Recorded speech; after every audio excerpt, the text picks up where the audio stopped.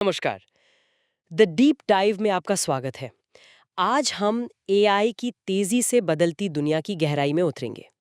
पिछले कुछ हफ्तों में Anthropic, OpenAI, Google, Microsoft, इन सब बड़ी कंपनियों ने कई अहम घोषणाएं की हैं और हम यहाँ हैं ये समझने के लिए कि इन सब का आपके लिए क्या मतलब है। बिल्कुल। हमारे पास देखिए तकनीकी लेख हैं, समाचार रिपोर्ट्स हैं, विश्लेषण है, काफी कुछ है। हाँ। हमारा काम है इस जानकारी के समंदर से मतलब आपके लिए सबसे जरूरी और दिलचस्प बातें निकालना। हाँ, ताकि आप आसानी से समझ सकें कि क्या चल रहा है। एग्जैक्टली और ये आपके काम या भविष्य को कैसे प्रभावित कर सकता है ना। सही। ये सिर्फ अपडेट्स की लिस्ट नहीं है, हम इनके पीछे की रणनीति, इनका असर, वो बड़ी पिक्चर देखने की कोशिश करेंगे। चलिए इन स्रोतों की बारीकियों में उतरते हैं, देखते हैं क्या है। तो चलिए शुरू करते हैं। सबसे पहले एंथ्रोपिक के क्लॉड की बात करते हैं। इन्होंने एक नया रिसर्च टूल लॉन्च किया है। हाँ, रिसर्च टूल। ये आपके सवालों के जवाब खोजने के लिए सिर्फ एक नहीं बल्कि वो कई सर्च करता है, इंटरनल डेटा पर भी, वेब पर भी। हाँ, और ये एजेंटिक तरीके से काम करता है। मतलब ये सिर्फ आपके दिए इंस्ट्रक्शन पे नहीं रोकता। अच्छा। ये आपके लक्ष्य को समझकर खुद ही अगला कदम तय करता है। जैसे कोई असिस्टेंट हो ना, हाँ हाँ। वो अलग अलग पहलुओं को खंगालता है। और अच्छी बात यह है कि जवाबों के साथ सोर्सेज मतलब साइटेशंस भी देता है, ताकि आप वेरीफाई कर सकें। बिल्कुल। आप चेक कर सकते हैं जानकारी कहाँ से आई। और एक और दिलचस्प चीज, गूगल वर्कस्पेस इंटीग्रेशन भी आ गया है। हाँ, वो भी सुना मैंने। अब क्लॉड आपके जीमेल, गूगल कैलेंडर और गूगल डॉक से भी जानकारी खींच सकता है। मतलब मीटिंग नोट्स ढूंढना हाँ। या ईमेल में कोई काम छिपाओ, सोचिए कितना आसान हो सकता है। क्या लगता है ये रोजमर्रा के काम में बड़ा बदलाव लाएगा? मुझे तो लगता है ला सकता है, बिल्कुल। और एंटरप्राइज ग्राहकों के लिए एक कैटलॉगिंग फीचर भी है। कैटलॉगिंग वो क्या है? वो रैग टेक्निक मतलब रिट्रीवल ऑगमेंटेड जनरेशन इस्तेमाल करता है। सीधा मतलब ये है कि अगर आपकी जानकारी कई फाइलों या लंबे डॉक्यूमेंट्स में बिखरी हुई है, हाँ। तो ये उसे समझकर निकाल सकता है, भले ही आपको याद ना हो कि वो किस फाइल में थी। ये आपके पूरे डॉक्यूमेंट इकोसिस्टम को समझ सकता है एक तरह से। ये तो बहुत पावरफुल लग रहा है, लेकिन यहाँ एक पेच है। क्या? क्लॉड मैक्स सब्सक्रिप्शन, वो $100 या $200 प्रति माह का है। ओहो, महंगा है। हाँ, और इसमें चैट जीपीटी की तरह अनलिमिटेड यूसेज भी नहीं है।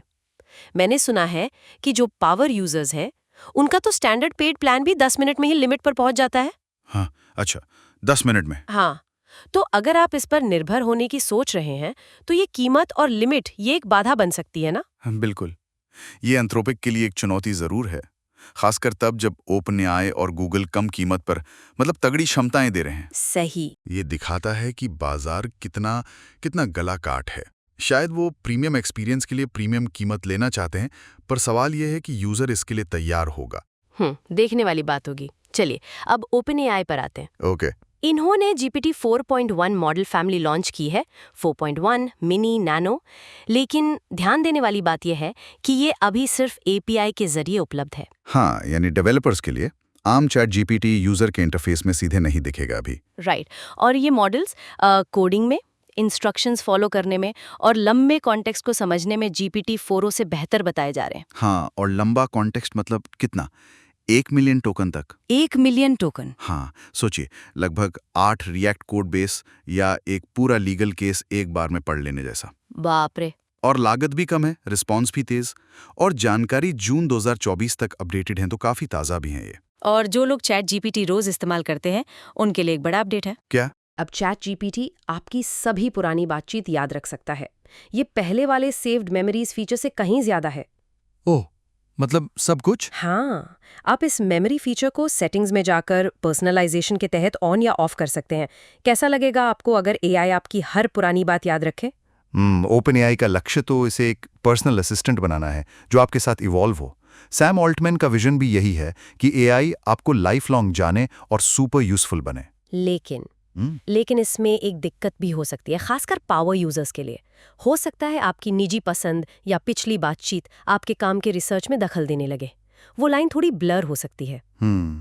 हाँ, ये एक पॉइंट है, और सुरक्षा के लिहाज से भी एक कदम उठाया गया है। अच्छा। ओपनएआई ने एपीआई एक्सेस के लिए आईडी वेरिफिकेशन शुरू किया है। अब ऑर्गेनाइजेशंस को सरकारी आईडी देनी होगी। ओके, दुरुपयोग रोकने के लिए ये जरूरी भी है। हाँ, आपके डेटा और सिस्टम की सुरक्षा के लिए। और हाँ, वो ओपन एआई और एलॉन मस्क वाला केस भी चल रहा है ना। बिल्कुल। ओपनएआई ने मस्क पर पलटवार करते हुए मुकदमा दायर किया है। आरोप लगाया है कि मस्क उनके बिजनेस को नुकसान पहुंचाने की कोशिश कर रहे हैं। अच्छा, ट्रायल कब है? मार्च 2026 में हम इस पर नजर रखेंगे जरूर। उधर गूगल भी चुप नहीं बैठा है। गूगल क्लाउड नेक्स्ट कॉन्फ्रेंस में उन्होंने भी कई बड़ी घोषणाएं की। हाँ, काफी कुछ था उसमें। उनका जेमिनाई 2.5 प्रो मॉडल वो चैटबॉट लीडर बोर्ड पे टॉप पर बताया जा रहा है। हाँ, मैंने भी देखा। और अब वो वर्टेक्स एआई, जेमिनाई ऐप और यहाँ तक कि गूगल एआई स्टूडियो में फ्री अकाउंट्स के लिए भी उपलब्ध है। मतलब आप आसानी से ट्राई कर सकते हैं। उन्होंने जेमिनाई 2.5 फ्लैश भी लॉन्च किया है। वो तेज और सस्ता ऑप्शन है और वो हर टास्क के हिसाब से अपनी प्रोसेसिंग पावर एडजस्ट कर लेता है। इंटरेस्टिंग। और साथ ही गूगल वर्कस्पेस फ्लोज, ये भी अल्फा में है, पर ये गूगल प्रोडक्ट्स के लिए ज़ैपियर जैसा काम करेगा। ऑटोमेशन आसान हो जाएगा। अच्छा, और एक और दिलचस्प बात, गूगल भी इंटरऑपरेबिलिटी की तरफ बढ़ रहा है। जैसे एंथ्रोपिक? हाँ बिल्कुल, वो भी एंथ्रोपिक के मॉडल कॉन्टेक्स्ट प्रोटोकॉल MCP को अपना रहे हैं। ओपनएआई तो पहले ही अपना चुका है। ये एक महत्वपूर्ण संकेत है। मतलब कॉम्पिटिटर्स भी समझ रहे हैं कि भविष्य में अलग-अलग एआई एजेंट्स को आपस में बात करने की जरूरत पड़ेगी।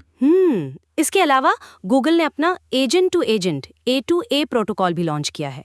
ये एआई एजेंट्स के एक नए युग की तरफ इशारा है, जहां सिस्टम आपस में सहयोग करेंगे। इंफ्रास्ट्रक्चर के मोर्चे पर भी बड़ी खबरें हैं। बताइए। कंपनियां जल्द ही जेमिनी मॉडल को लोकली अपने डेटा सेंटर में चला सकेंगी, गूगल के डिस्ट्रीब्यूटेड क्लाउड और एनवीडिया हार्डवेयर का इस्तेमाल करके। अच्छा, ऑन प्रेमिस? ये उन कंपनियों के लिए जरूरी है जिन्हें डेटा पर ज्यादा कंट्रोल चाहिए। बिल्कुल। और उनका नया आयरनवुड TPU चिप वो एआई इन्फ्रेंस में 10 गुना प्रदर्शन बूस्ट देने का दावा करता है। 10 गुना। मतलब हमारे लिए तेज और ज्यादा केपेबल एआई सर्विसेज। हाँ। गूगल ने वो VO2 AI वीडियो मॉडल भी AI स्टूडियो में फ्री कर दिया है पर्सनल जीमेल अकाउंट्स के लिए। हाँ, वो भी था। और वो सुनो को टक्कर देने के लिए टेक्स्ट टू म्यूजिक जनरेटर भी बना रहे हैं। मतलब वो सिर्फ लैंग्वेज मॉडल पर ही नहीं, क्रिएटिव एआई में भी अपनी पकड़ मजबूत कर रहे हैं। हमें नए क्रिएटिव टूल मिल सकते हैं। सही कहा। लेकिन एआई की इस दौड़ में कुछ चौंकाने वाली खबरें भी हैं। जैसे कि माइक्रोसॉफ्ट वो अपने डेटा सेंटर बनाने की रफ्तार धीमी कर रहा है। ओहायो का $1 बिलियन का प्रोजेक्ट भी इसमें शामिल है। सच में? ये तो अजीब है। अभी तक तो सब इंफ्रास्ट्रक्चर बढ़ाने में लगे थे। हाँ, विस्कॉन्सिन प्रोजेक्ट के बाद के फेज भी रोके जा रहे हैं और थर्ड पार्टी डेटा सेंटर्स के लिए अमेरिकी लीज भी कैंसिल की जा रही हैं। माइक्रोसॉफ्ट इसे निवेशों को रणनीतिक रूप से गति देना कह रहा है। इसके पीछे कई कारण हो सकते हैं। क्या हो सकते हैं? एक तो जाहिर है भारी लागत, दूसरा शायद डीप सीक और क्यूविन जैसे ओपन सोर्स मॉडल का उदय, जो कम इंफ्रा पर भी अच्छा काम कर रहे हैं। अच्छा। या शायद कंपनियां क्लाउड पर निर्भरता कम करके ऑन प्रेमिस पर ज्यादा ध्यान दे रही हैं। ये एआई गोल्ड रश पर एक तरह का रियलिटी चेक जैसा लगता है। इसका असर क्लाउड ऑप्शंस और कॉस्ट पर पड़ सकता है। दूसरी तरफ एनवीडिया अमेरिका में एआई सुपर कंप्यूटर बनाने की योजना बना रहा है। एनवीडिया तो हमेशा आगे रहता है। हाँ, अगले 4 सालों में $500 बिलियन तक का निवेश हो सकता है इसमें, TSMC जैसी फर्मों के साथ मिलकर। 500 बिलियन? मकसद है सप्लाई चेन को मजबूत करना और नौकरियां पैदा करना, खासकर ट्रंप एडमिनिस्ट्रेशन के दबाव के बाद। अच्छा, और मेटा का क्या चल रहा है? मेटा ने यूरोपीय यूजर्स के पब्लिक डेटा का इस्तेमाल करके एआई ट्रेनिंग फिर से शुरू कर दी है। ओह, वो प्राइवेसी वाला मामला था ना? हाँ, 1 साल के गैप के बाद ये कदम उठाया है। उन्होंने आश्वासन दिया है कि प्राइवेट मैसेजेस यूज नहीं होंगे और यूजर्स को डेटा यूज पर ऑब्जेक्शन करने का ऑप्शन मिलेगा। अगर आप यूरोप में हैं तो आपके पास ही ऑप्शन है। ठीक है। चलिए अब देखते हैं कि एआई सिर्फ चैटबॉट से आगे बढ़कर हमारे रोजमर्रा के टूल्स में कैसे घुस रहा है। हाँ, ये इंटीग्रेशन वाला पार्ट बहुत जरूरी है। कैनवा को ही ले लीजिए। उन्होंने अपने पूरे प्लेटफॉर्म को एआई सेंट्रिक बना दिया है। कैनवा शीट्स लॉन्च किया है जो एक्सेल को टक्कर दे सकता है। कैनवा शीट्स एक्सेल को टक्कर? हाँ, उसमें मैजिक इंसाइट्स, मैजिक फॉर्मूला जैसे फीचर हैं, विजुअल स्टोरी टेलिंग पर फोकस के साथ, और उनका डिजाइन असिस्टेंट अब कोड जनरेट और रेंडर भी कर सकता है। वाह, कोड भी? हाँ, सोचिए आपके डिजाइन या स्प्रेडशीट वाले काम के लिए इसका क्या मतलब हो सकता है। ये तो अडोबी के लिए सीधी चुनौती है। कैनवा का ये मूव, साथ में ChatGPT 4o की इमेज एडिटिंग और गूगल की मल्टी मॉडल क्षमताएं, ये अडोबी के महंगे क्रिएटिव सूट को थोड़ा पुराना साबित कर सकता है। और कैनवा का वो जल्द आ रहा है वाला अप्रोच भी चालाक है। घोषणा अभी करो, अडोबी को टेंशन दो और फिर धीरे धीरे फीचर्स डिलीवर करो। यूजर्स के लिए ज्यादा किफायती और इंटीग्रेटेड ऑप्शन आ सकता है। बिल्कुल। और शॉपिफाई, उन्होंने तो एक कदम और आगे बढ़कर अपने कर्मचारियों के लिए एआई का इस्तेमाल अनिवार्य कर दिया है। अनिवार्य हाँ मतलब कंपलसरी? हाँ, सीईओ टोबियास लुत्के का मेमो वायरल हुआ था। उसमें लिखा है कि अगर आपको ज्यादा लोग, बजट या समय चाहिए तो पहले ये साबित करो कि एआई वो काम नहीं कर सकता। अरे बाप रे, सोचिए अगर आपकी कंपनी ऐसा करे तो। हाँ, ये कॉर्पोरेट जगत में एआई अपनाने की दिशा में एक बहुत बड़ा बदलाव है। जैसा मेमो में कहा गया, एआई को हायर करने से पहले इंसान को हायर करो। ये जल्दी हर कंपनी का मंत्र बन सकता है। मतलब एआई स्किल अब ईमेल या स्प्रेडशीट जितनी बेसिक होती जा रही है। बिल्कुल, ये आपके करियर के लिए भी महत्वपूर्ण हो सकता है। हमने मॉडल कॉन्टेक्स्ट प्रोटोकॉल एमसीपी की बात की थी पहले। हाँ, जिसे गूगल, ओपनएआई, एंथ्रोपिक वगैरह अपना रहे हैं। हाँ, ब्लॉक, अपोलो जैसी कंपनियां भी ये एआई एजेंट्स के बीच बातचीत और डेटा एक्सेस को स्टैंडर्डाइज करने की दिशा में एक बड़ा कदम है। ये दिखाता है कि इंडस्ट्री एक स्टैंडर्ड की तरफ बढ़ रही है। इससे भविष्य में अलग-अलग एआई टूल को एक साथ इस्तेमाल करना आसान हो सकता है। सही है। और एआई का असर रक्षा क्षेत्र में भी दिख रहा है। नेटो ने पैलेंटियर से maven smart system MSS NATO नाम की एआई पावर्ड मिलिट्री सिस्टम खरीदी है। ओके। और हगिंग फेस ने French robotic startup pollen robotics को खरीद लिया है। वो अपने ओपन सोर्स ह्यूमनॉइड रोबोट रीची 2 के लिए जाने जाते हैं। अच्छा, तो ओपन सोर्स रोबोटिक्स को बढ़ावा मिलेगा इससे? हाँ, अब जैसे जैसे एआई ज्यादा केपेबल हो रहा है, विश्वास और नैतिकता के सवाल भी गहरे होते जा रहे हैं। ये बहुत जरूरी मुद्दा है। हाल ही में एक स्टडी आई कि चैट जीपीटी ने ट्यूरिंग टेस्ट पास कर लिया। काफी सुर्खियां बनी। लेकिन क्या इसका मतलब ये है कि एआई इंसानों जितना इंटेलिजेंट हो गया है? आपके विचार में? देखिए, ट्यूरिंग टेस्ट की अपनी सीमाएं हैं। कई रिसर्चर्स मानते हैं कि ये बिहेवियर का टेस्ट है, इंटेलिजेंस का नहीं। एक और दिलचस्प स्टडी में पाया गया कि चैट जीपीटी कुछ मामलों में इंसानों जैसे कॉग्निटिव बायस दिखाता है। कॉग्निटिव बायस जैसे ओवर कॉन्फिडेंस, मतलब अपनी क्षमताओं को असल से ज्यादा आंकना, और हॉट हैंड फॉलिसी, मतलब ये मानना कि हालिया सफलता भविष्य में भी जारी रहेगी। अच्छा।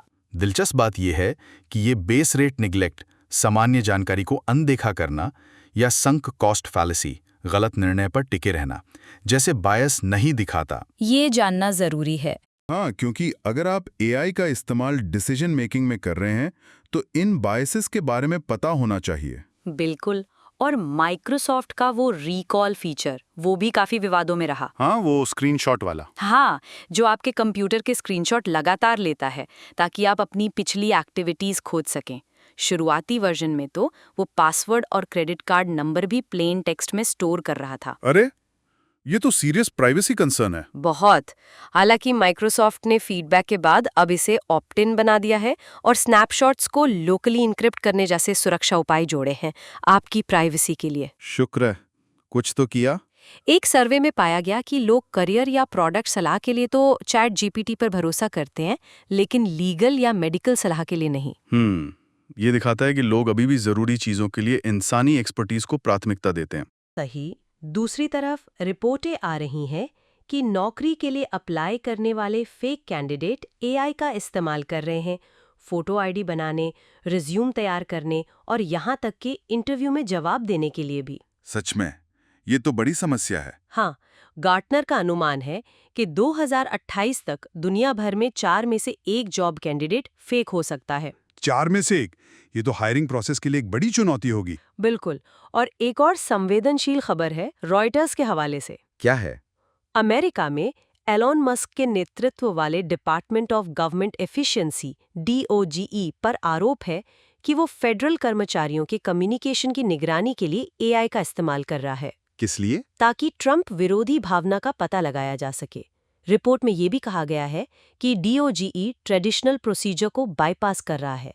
हम यहाँ सिर्फ रिपोर्ट की गई जानकारी आप तक पहुँचा रहे हैं, किसी का पक्ष लिए बिना। ठीक है, ये जानकारी देना जरूरी है। एआई का इस्तेमाल शिक्षा और स्वास्थ्य सेवा जैसे खास क्षेत्रों में भी तेजी से बढ़ रहा है। हाँ, ये 2 बड़े एरिया हैं। कॉलेज इस बात पर बहस कर रहे हैं कि एआई लिटरेसी को कोर्स का हिस्सा बनाया जाए या नहीं, जबकि छात्र तो पहले से ही इसका इस्तेमाल कर रहे हैं, खासकर स्टेम सब्जेक्ट्स में। हाँ, एंथ्रोपिक की रिपोर्ट बताती है कि कंप्यूटर साइंस के छात्र बहुत ज़्यादा इस्तेमाल कर रहे हैं। स्वास्थ्य सेवा में डॉक्टर ओज की हालिया टिप्पणी ने ध्यान खींचा है कि एआई फ्रंटलाइन डॉक्टरों से बेहतर हो सकता है।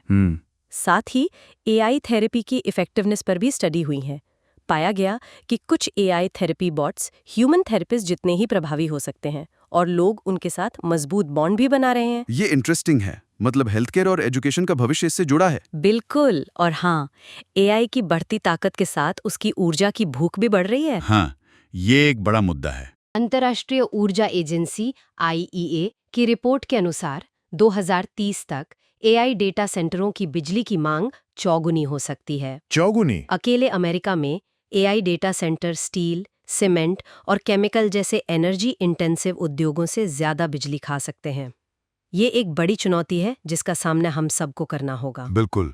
तो आज हमने देखा कि AI का विकास कितनी तेजी से हो रहा है। हाँ। नए मॉडल, बेहतर क्षमताएं, कंपनियों की बदलती रणनीतियां और आपके जीवन और काम में इसका बढ़ता इंटीग्रेशन। हाँ, चैटबॉट से लेके कॉर्पोरेट पॉलिसी और नेशनल सिक्योरिटी तक AI हर जगह अपनी छाप छोड़ रहा है। अगर हम मुख्य बातों को समेटें आपके लिए। हाँ, तो पहली बात, AI की क्षमताएं, खासकर कॉन्टेक्स्ट विंडो अब 1 मिलियन टोकन तक, हाँ। और मल्टी मॉडल क्षमताएं जैसे इमेज और कोड जनरेशन तेजी से बढ़ रही हैं। दूसरी बात, कंपनियां अपनी रणनीति बदल रही हैं। कुछ इंफ्रा पे ब्रेक लगा रही हैं जैसे माइक्रोसॉफ्ट, कुछ ऑन प्रेमिस पर जोर दे रही हैं जैसे गूगल, और सभी एफिशिएंसी पर फोकस कर रही हैं।